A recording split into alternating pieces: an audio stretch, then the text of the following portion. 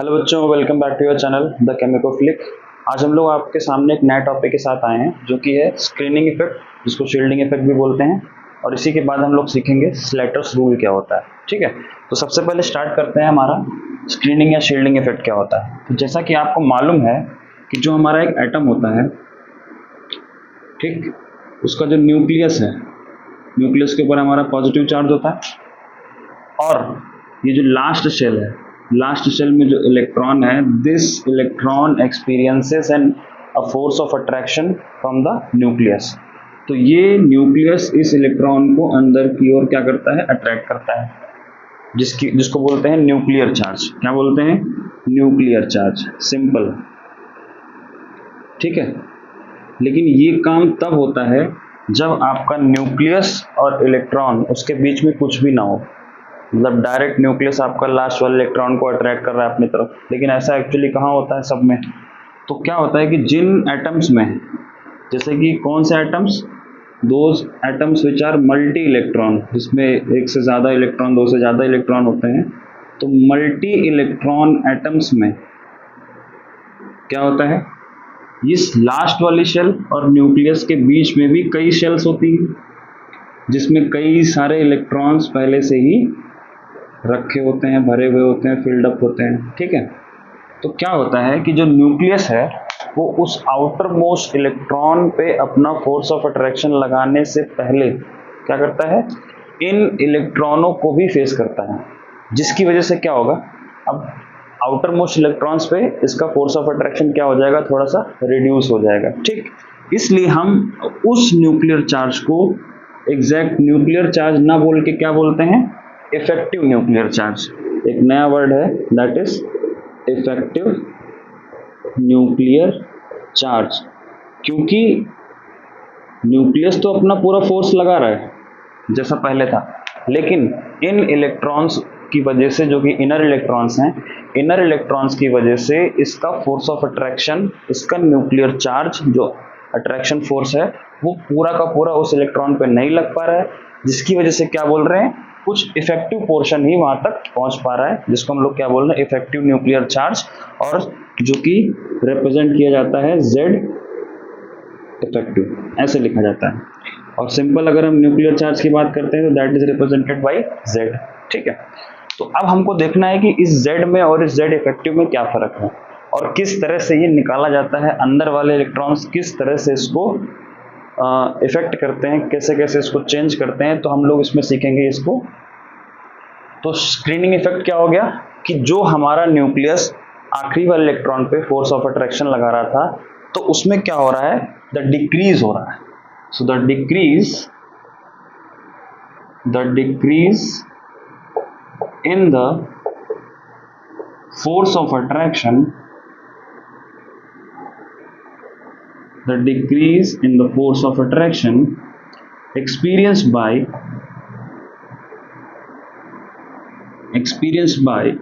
the outermost electron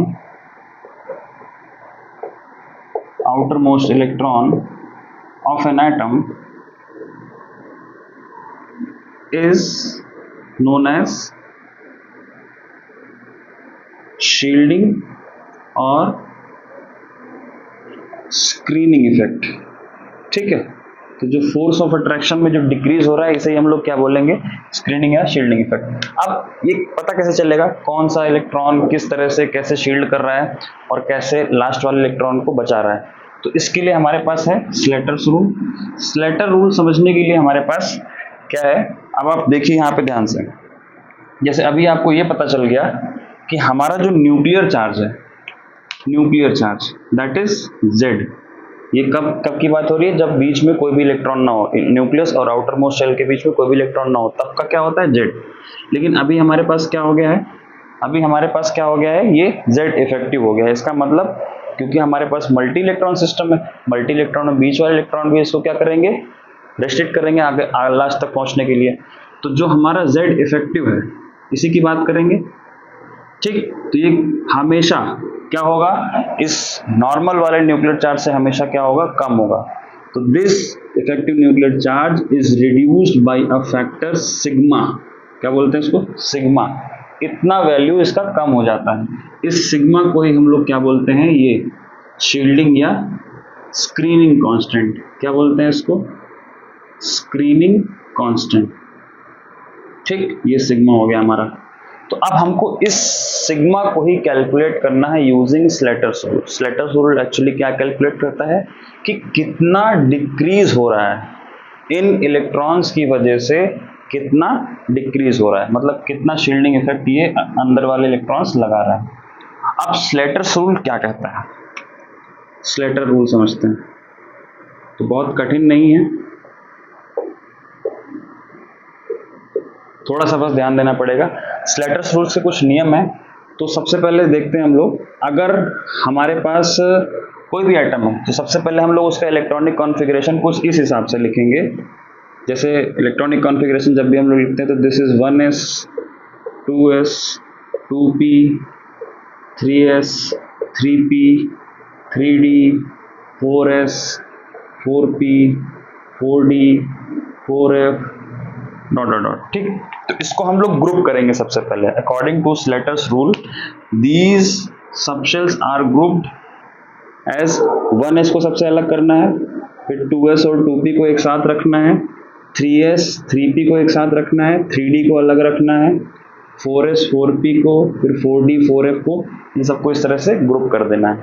group करने के बाद आपको सबसे पहले उसका जो दूसरा रूल है वो क्या कहता है कि अगर आपका इलेक्ट्रॉन जिसके लिए आपको स्क्रीनिंग कांस्टेंट निकालना है, उसके वो इलेक्ट्रॉन कहाँ पे है, अगर किसी ns या फिर np सबशेल में है।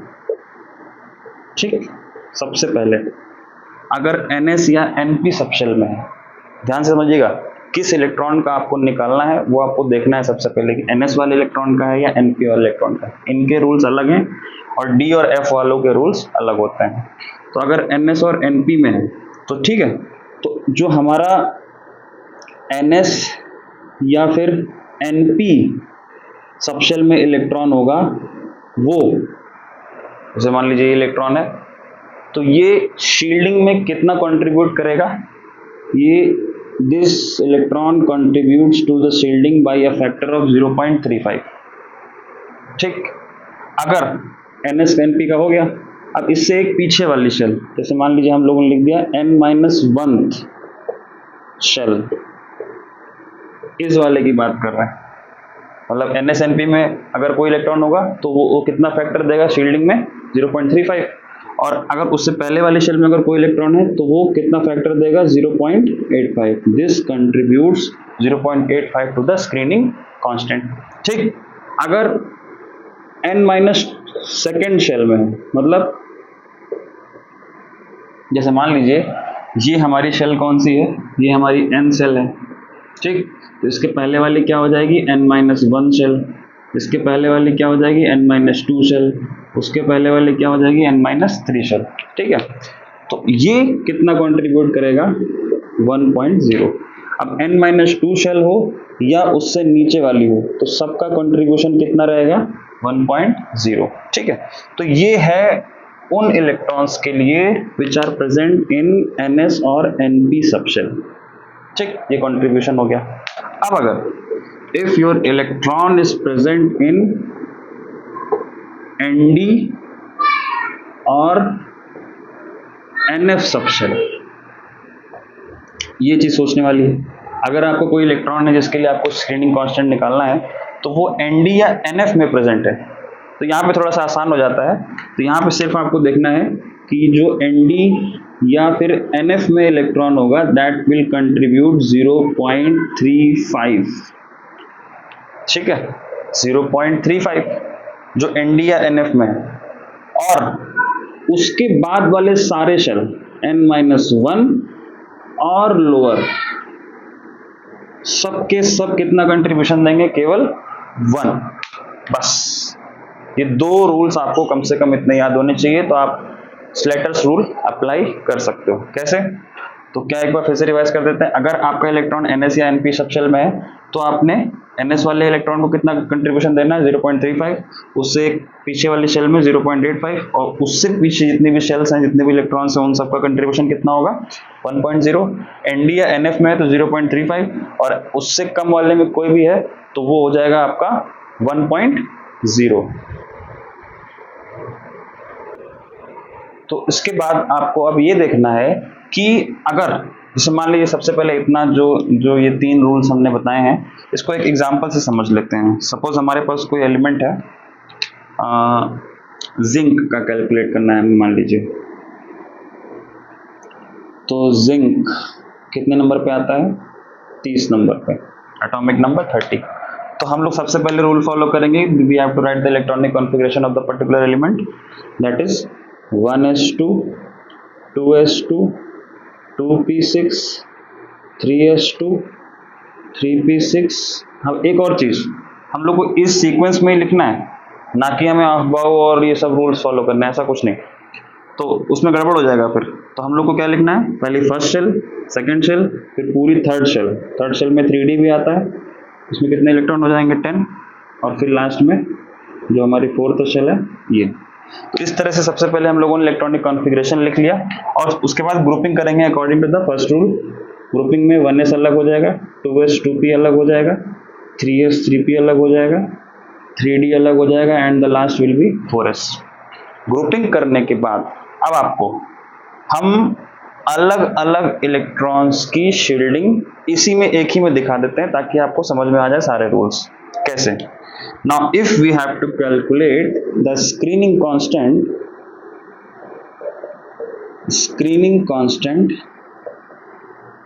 for 4s electron, last electron, अगर आपको 4s इलेक्ट्रॉन के लिए स्क्रीनिंग कांस्टेंट निकालना है, पहले हम लोग 4s का निकालेंगे, फिर एक बार हम लोग ट्राई करेंगे 3d का निकालने का, हो सकता है 3p भी निकाल लें, 3s भी निकाल लें, एक एक करके हम निकालना चालू करेंगे। ठीक, तो सबसे पहले आप समझिए 4s कहाँ आ रहा होगा, आखिरी शेल में आ रहा होगा। मान लीजिए ये आखिरी शेल है, दिस इज 4s, तो ये n हो गया हमारा। अब एक और चीज याद रखना है कि अगर हमको इस शेल में निकालना है तो 4s का एक इलेक्ट्रॉन जिसके ऊपर हमें शील्डिंग निकालना है उसको छोड़ देना है, ये चीज ध्यान रखने वाली है। आखिरी वाले इलेक्ट्रॉन का जिसका हमें कैलकुलेट करना है उसको हम लोग छोड़ देंगे क्योंकि हमें उस पे ही चेक करना है, उसके पीछे वाले उससे बचे हुए जितने इलेक्ट्रॉन्स हैं उनमें हम लोग कंट्रीब्यूशन जितना है वो लगाएंगे। तो हम 4s में कितने इलेक्ट्रॉन है यहाँ पे 2, ठीक, तो हम एक छोड़ देंगे क्योंकि उस पर कैलकुलेट करना है। तो 4s में कितने इलेक्ट्रॉन बचे, 4s में बचा एक इलेक्ट्रॉन, सो 1 इलेक्ट्रॉन। अब देखिए, अब रूल नंबर 2 या 3 कौन सा लगेगा, now the electron is present in 4s subshell, मतलब ये वाला s वाला NS या NP में है, D में तो है नहीं, तो अब ये वाले रूल्स लगेंगे। ठीक है, तो अगर NS या NP में है तो कंट्रीब्यूशन कितना होगा 0.35, सो 1 इलेक्ट्रॉन इंटू 0.35, ये हो गया 0.35, इसका काम खत्म। ये हो गई हमारी nth शेल, ठीक है ना। तो अगर n4 है तो n-1 कितना हो जाएगा 3, तो ये थर्ड वाली पूरी n-1 शेल हो गई। अब n-1 शेल में कितने इलेक्ट्रॉन्स हैं 10 6 16 और 2 18, तो 18 इलेक्ट्रॉन्स हैं, और अगर n-1 शेल में इलेक्ट्रॉन होता है तो contribution is 0.85, so 18 multiplied by 0.85, इसका काम हो गया। अब और कौन सा होगा, आप देखो n-2 या उससे कम वाले, तो ये सारे हो जाएंगे, ये n-2 हो गया, n-3 हो गया, तो n-2 और n-3 इन सब का कितना कंट्रीब्यूशन होता है 1। सो कितने इलेक्ट्रॉन्स हैं 6 2 8 और 8 2 10, 10 का एक साथ 10 इंटू 1, ये हमारा हो जाएगा लास्ट इलेक्ट्रॉन के लिए। इसको कैलकुलेट करेंगे अगर हम लोग तो दिस विल बी 10 प्लस, इसको कैलकुलेट कर लीजिए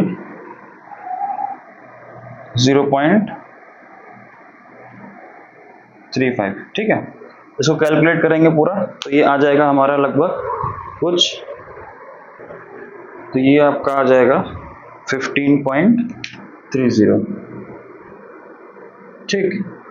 तो इसको जब ऐड करेंगे तो ये हो जाएगा कितना, ये हो गया 25 और ये हो गया 25.65, ये आ गया हमारा सिग्मा का वैल्यू। ठीक है, सिग्मा का वैल्यू हमारा इतना है 25.65। और अगर हम लोग इसके लिए Z इफेक्टिव कैलकुलेट करना चाहते हैं, सो Z effective will B Z minus sigma. Z मतलब न्यूक्लियर चार्ज कितना है हमारा, जिंक का कितना होता है 30 होता है ना, 30 माइनस ये हमारा हो गया 25.65। ठीक है, सो दिस विल बी 4.35। तो आप समझिएगा, जो लास्ट इलेक्ट्रॉन है हमारा, मतलब 4s का जो एक इलेक्ट्रॉन है, उसके ऊपर इतना इफेक्टिव न्यूक्लियर चार्ज आ रहा होगा 4.35, मतलब लास्ट वाले शेल का। अब मान लीजिए हम लोग इसके पहले वाले इस वाले में से एक इलेक्ट्रॉन लेते हैं, उस पर हम चेक करना चाहते हैं कि न्यूक्लियस का कितना चार्ज उसके ऊपर पहुंच रहा होगा, तो हम लोग इसका अब कैलकुलेट करेंगे। ठीक है, तो अब हम लोग आ जाते हैं 3D के लिए। 4s का कैलकुलेट हो गया है, तो अब हम लोग इसको जो है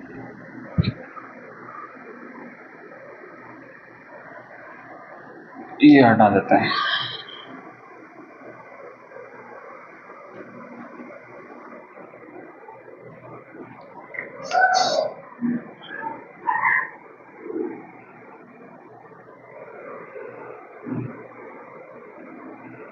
अब देखिए, सो ये पहला हो गया हमारा। दूसरा, for a 3D electron calculate this value of sigma और Z effective for 3D electron in zinc.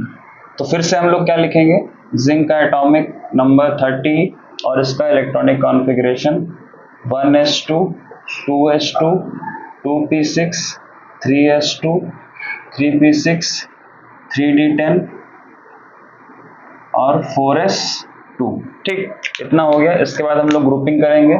So 1s अलग, 2s हमारा और 2p के साथ अलग हो गया, 3s 3p अलग हो गया, 3d अलग, 4s अलग था ही। अब ध्यान देने वाली बात यह है कि हमें इस बार कैलकुलेट करना है d इलेक्ट्रॉन की शील्डिंग, कि d पे कितना हमारा इफेक्टिव न्यूक्लियर चार्ज लग रहा होगा या d कितना हमारा सिग्मा दे रहा है। ठीक, तो इसको समझने के लिए पहले ये बात है, सिर्फ इस पे ध्यान देना है।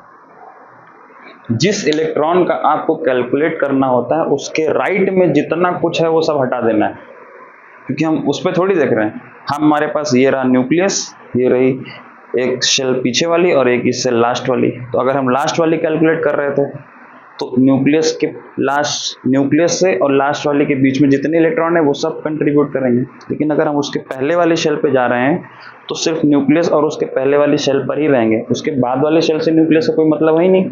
ठीक, तो हम लोग जब भी जिस इलेक्ट्रॉन का कैलकुलेट करेंगे उसके बाद वाली को क्या कर देंगे, नेग्लेक्ट क्या, उसका कोई रोल ही नहीं है। ठीक है, तो ये तो हो गया हमारा गायब। अब बचा क्या, डी में इलेक्ट्रॉन बचा। अब डी का एक इलेक्ट्रॉन जिसके लिए हमें कैलकुलेट करना है, किसके लिए कैलकुलेट करना है, 3D इलेक्ट्रॉन्स के लिए। तो मतलब ये वाला कुछ रूल लगने वाला है। इलेक्ट्रॉन हमारा कहाँ है, डी में या F सबशेल में। तो डी में कितने इलेक्ट्रॉन्स हैं हमारे पास, 10 हैं। इसमें से एक का हमको चेक करना है, तो बचे कितने, 9। सो 9 इंटू, अब डी में जो इलेक्ट्रॉन होता है दैट कंट्रीब्यूट्स 0.35, तो ये हो गया 0.35। ठीक, अब ध्यान से समझिएगा, इसके पहले वाले बाकी सब देखिए ना, n-1। अब ये हो गया हमारा डी इलेक्ट्रॉन का, इसका तो हो गया 9 इंटू 0.35, क्योंकि ये हमारा डी का अलग था, ये ग्रुप अलग है। अब ये सारे हो जाएंगे हमारे लोअर क्लासेस, और लोअर क्लासेस में जितने इलेक्ट्रॉन्स, ये टोटल 6 2 8 6 14 और 4 18 इलेक्ट्रॉन्स इंटू 1, ये अलग हो गए एकदम।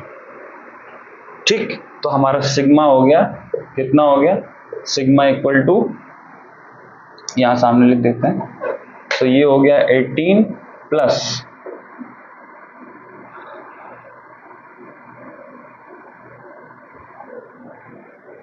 ठीक 3.15 और 4। ठीक है, तो इसको जोड़ेंगे तो ये हमारा हो जाएगा 21.15, ये सिग्मा की वैल्यू है। तो Z इफेक्टिव कितना हो जाएगा, अगर यहाँ पे कैलकुलेट करें, Z effective will be equal to Z minus sigma, मतलब हो गया हमारा Z कितना था 30 माइनस 21.15, तो ये हो गया हमारा 8.85।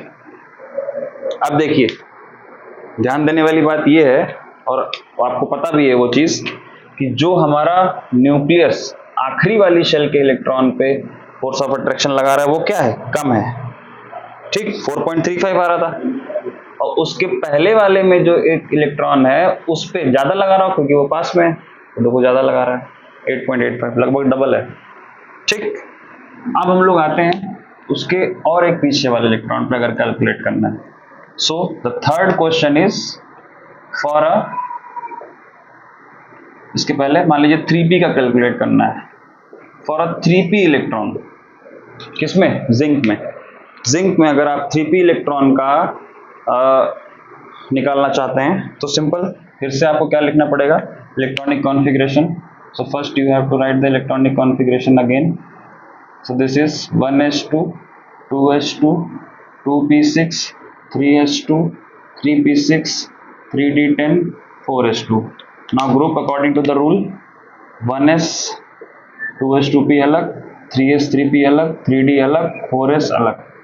अब निकालना हमें किसका है, निकालना हमें 3p का है, तो इसका मतलब इसके बाद वाले सारे क्या हो गए, बेकार, उनको हमें देखना ही नहीं है, ठीक। अब जिस इलेक्ट्रॉन का हमें निकालना है, 3p का निकालना है, तो कौन सा रूल, ये वाला कि ये वाला, डी में एफ में तो है नहीं, तो ये वाले रूल खत्म, बचे कौन से, ये वाले रूल। हमारा इलेक्ट्रॉन कहाँ है, 3p में है। अब ध्यान से समझिएगा, ये पूरा एक ग्रुप है, जो भी होगा इन ग्रुप वालों के साथ एक साथ होगा। ग्रुप का मतलब यही है, जो नियम आप लगा रहे हो वो पूरे ग्रुप में एक साथ लगेगा, ये नहीं कि आधा ग्रुप में अलग आधा ग्रुप में अलग।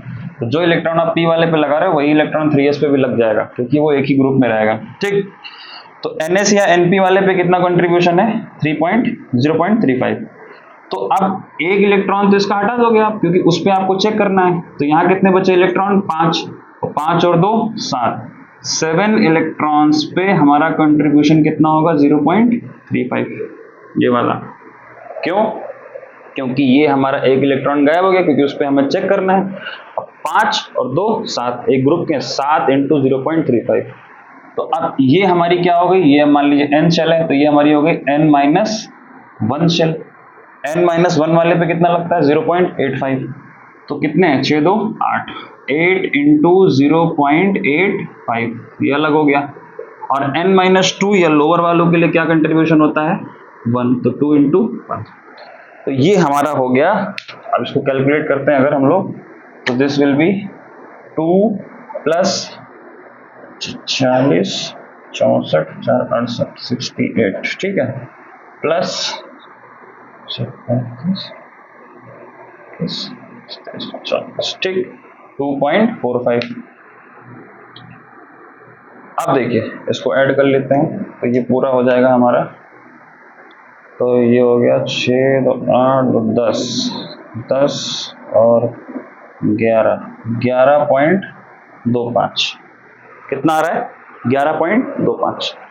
ये किसकी वैल्यू है, ये सिग्मा की वैल्यू है ना, इसकी वैल्यू है ये सिग्मा की। हमें निकालना क्या है, हमें निकालना है Z इफेक्टिव। तो Z इफेक्टिव हमारा कितना हो जाएगा यहाँ पे, मतलब Z माइनस सिग्मा, Z हमारा 30 रहेगा, सिग्मा कितना 11.25, इसको माइनस करेंगे कितना आ जाएगा 8.75, ठीक, 8.75, ठीक है, नहीं 8.75 क्यों, 18.75,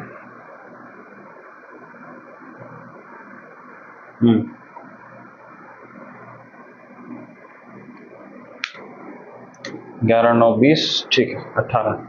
अब देखिए पीछे वाले इलेक्ट्रॉन के ऊपर, भाई n वाले में इतना था, n-1 वाले में इतना हो गया, उसके पीछे वाले में, उसके और एक पीछे वाले में 18.75, ठीक। अब अगर हम चाहें या आपसे डायरेक्ट पूछें कि अगर हम इसका निकालेंगे 3s वाले का तो कितना आना चाहिए, तो चूंकि सेम ग्रुप में है इसका कंट्रीब्यूशन भी सेम आना चाहिए, इतना ही आना चाहिए। ठीक, चाहो तो आप कैलकुलेट करके देख सकते हो।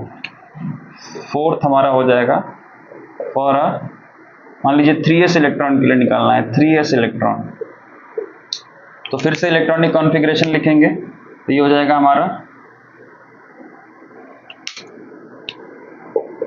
1s2 2s2 2p6 3s2 3p6 3d10 4s2।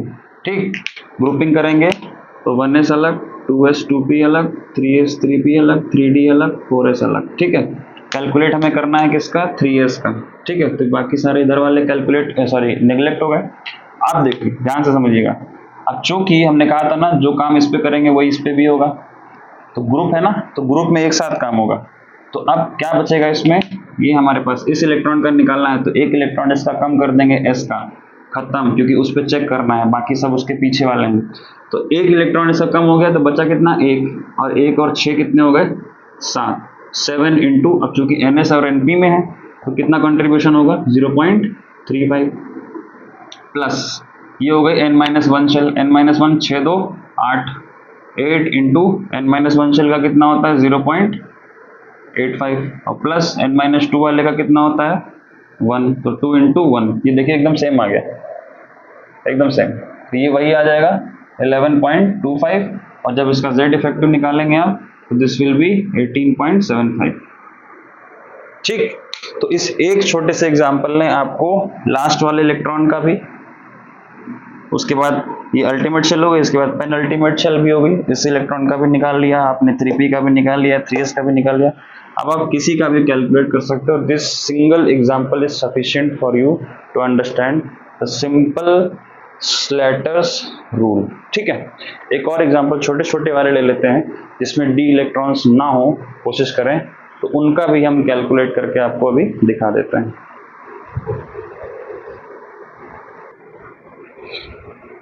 तो अब हम लोग कुछ ऐसे भी देख लेते हैं छोटे छोटे एग्जांपल्स जिसमें मान लीजिए डी नहीं है। ठीक है,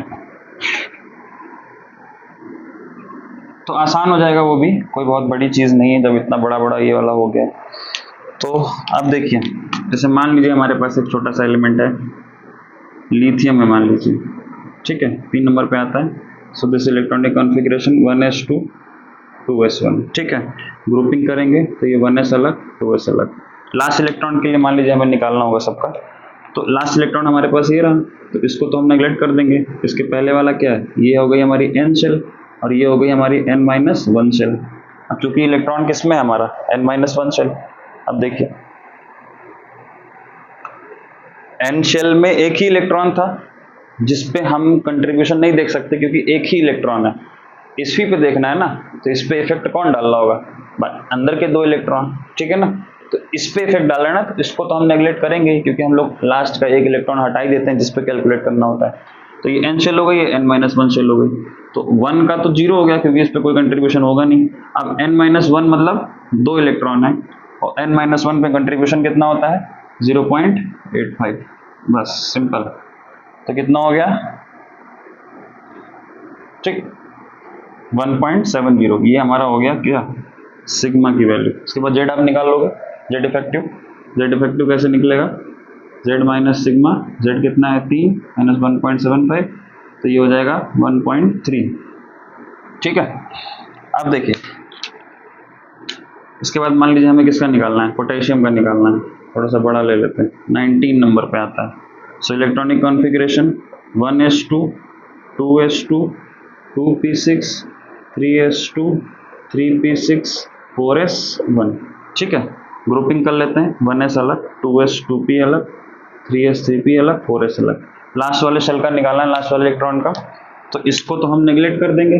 तो ये हमारा n हो गया, ये हो गया n-1, ये हो गया n-2, और ये हो गया n-3। ठीक है, चूंकि d है नहीं तो इधर वाले नियम लग रहे हैं सारे। अब n वाले का निकालना है, n में एक ही इलेक्ट्रॉन है तो ये तो गया, 0 हो गया, इसका बचा क्या n-1। n-1 में कितने इलेक्ट्रॉन है, 6 2 8, सो 8 इंटू कितना हुआ ये, n-1 में कितना 0.85 प्लस n-2 या n-3 इन सब का एक साथ लेते हैं तो 6 2 8 2 10 कितना हो गया contribution 1.0। So this will be 10 plus 40 और 6.8। ठीक, इसको जोड़ेंगे तो ये हो जाएगा 16.80। जेड इफेक्टिव इसका निकालना होगा तो आप जेड इफेक्टिव निकाल लेंगे, Z minus sigma, Z means 19 minus 16.80 2.20। ठीक है, इतना आ जाएगा। तो ये था हमारा स्लेटर्स रूल, सिंपल है। बस आपको दो रूल्स ये वाले याद रखने हैं, NS NP में इलेक्ट्रॉन है तो कंट्रीब्यूशन किस तरह से डिवाइड करना है, अगर ND या NF में है तो आपको कंट्रीब्यूशन कैसे डिवाइड करना है वो आपको रूल याद रखना है। अगर कोई दिक्कत हो तो आप कमेंट सेक्शन में पूछ सकते हैं। अगली वीडियो लेके हम बहुत जल्दी हाजिर होंगे। Thank you so much.